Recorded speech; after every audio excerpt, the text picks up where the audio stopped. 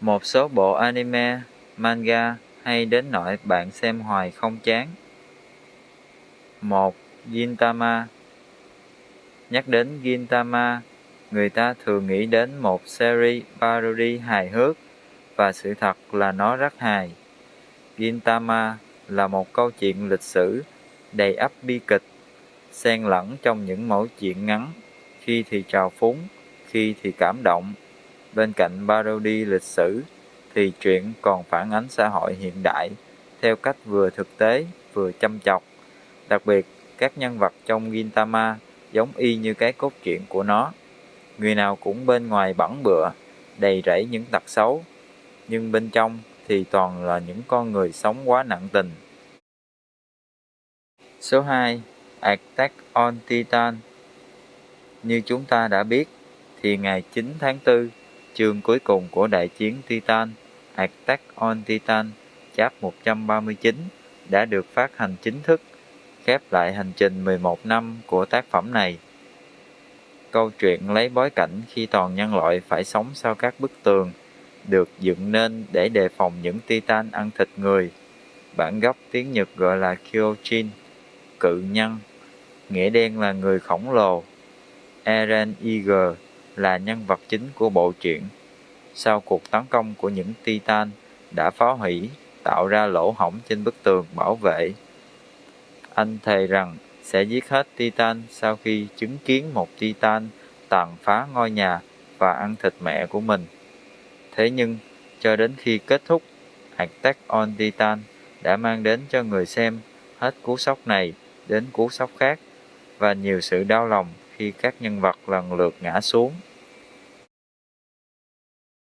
Số 3. Assassination Classroom. Tạm dịch lớp học sát thủ, kể về một lớp học đặc biệt, nơi mục tiêu của học sinh là giết chết giáo viên chủ nhiệm của mình. Lớp học sát thủ không chỉ là câu chuyện về một lớp học ám sát có thành tích bết bát và ông thầy kỳ dị, mà còn là một hành trình trưởng thành nhân văn và đầy ý nghĩa của các học sinh trong lớp. Koro Sensei chính là người dẫn dắt các học trò của mình, giúp cả lớp xích lại gần nhau hơn sau mỗi lần ám sát. Nhờ có sự xuất hiện của Koro Sensei, những học sinh tưởng chừng như mờ nhạt và thành tích kém cỏi đã dần thay đổi thái độ và sống tích cực, tự tin hơn. Số 4. Parasite, tạm dịch ký sinh trùng.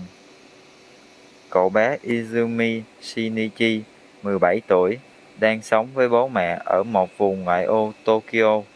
Một đêm, những sinh vật lạ ngoài hành tinh đổ bộ xuống trái đất, được gọi là parasite, ký sinh vào não của con người bằng cách chui qua lỗ tai và lỗ mũi. Có một con parasite đã cố chui vào tai của Shinichi nhưng không thành công, vì đêm đó cậu đã đeo tai nghe và nó đã chọn phương án chui vào cánh tay, hòng chiếm cứ lấy cánh tay phải của cậu. Vì thế, tên của nó là Migi. Điều này đã dẫn tới một cuộc chiến của họ và các parasite sau khi chúng biết rằng não của cậu vẫn chưa bị chiếm cứ. Với sự giúp đỡ của Migi, Shinichi buộc lòng phải chiến đấu với các parasite khác. Số 5. My Hero Academia, tạm dịch Học viện Anh hùng. Nếu bạn là fan của các thể loại phim siêu anh hùng, hẳn là bạn không thể bỏ qua bộ anime, manga này rồi. Boku no Hero Academia là một bộ anime về học viện anh hùng, nơi hội tụ những nhân tài sở hữu các sức mạnh kỳ lạ. Nhưng tại đó có một anh hùng đặc biệt hơn bao giờ hết, không sở hữu bất cứ năng lực gì, nhưng chính lòng dũng cảm và sự quyết tâm đã đưa cậu đến ước mơ của mình. Số 6. Mob Psycho 100. Câu chuyện của Mob Psycho 100 xoay quanh một cậu nhóc có tên là Mob, một anh chàng có thể bùng nổ sức mạnh nếu cảm xúc được đẩy lên cực đại 100%. Anh chàng này đã phải kiềm chế lại siêu năng lực của mình để có một cuộc sống bình thường, nhưng cuộc đời lại không hề đơn giản như vậy. Những sự kiện xảy ra liên tục đã khiến Mob không thể kiểm soát được sức mạnh của mình và gây ra một số hậu quả vô cùng nghiêm trọng. Số 7. Trigun. Lấy bối cảnh ở thị trấn Mazca hoang vắng. Câu chuyện xoay quanh nhân vật chính là Vaz, một kẻ sống ngoài vòng pháp luật khét tiếng trên hành tinh Gunsmoke. Cái đầu của hắn được định giá 60 tỷ đô la kép. Sự việc bắt đầu khi thị trưởng Mazca là Kapler đang tập hợp những người chuyên săn tội phạm để chống lại tên cướp nổi tiếng Gaspard. Hai nhân viên bảo hiểm xã hội Bernardelli là Meryl Streep và Millie Thompson tới đây và bắt gặp Fast. Họ đã thành lập một đội để chống lại Gaspard và đồng bọn của hắn. Số 8. Cowboy Bebop. Cowboy Bebop là một series phim hành động phiêu lưu được rất nhiều người yêu thích. Nội dung phim mở đầu khi con người không thể sinh sống ở trái đất được nữa. Sau sự cố thử nghiệm cổng dịch chuyển vào năm 2022, vào năm 2071, con người đã chinh phục được hầu hết hệ mặt trời và sao Hỏa đã trở thành trái đất mới của loài người.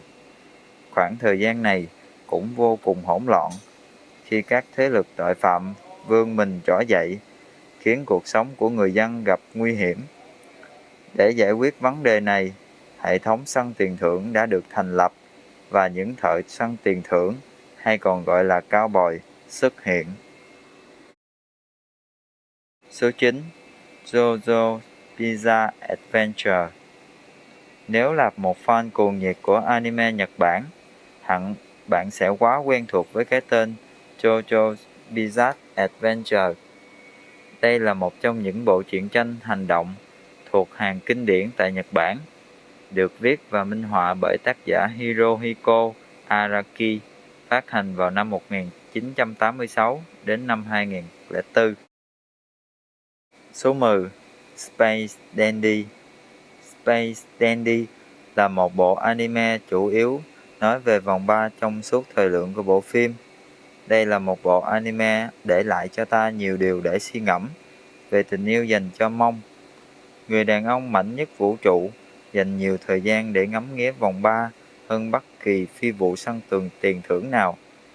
Điều đáng ngạc nhiên là anime mở đầu với một bài diễn thuyết quy mô, chi tiết nhằm chứng minh tại sao Mông là một thứ vô cùng tuyệt vời.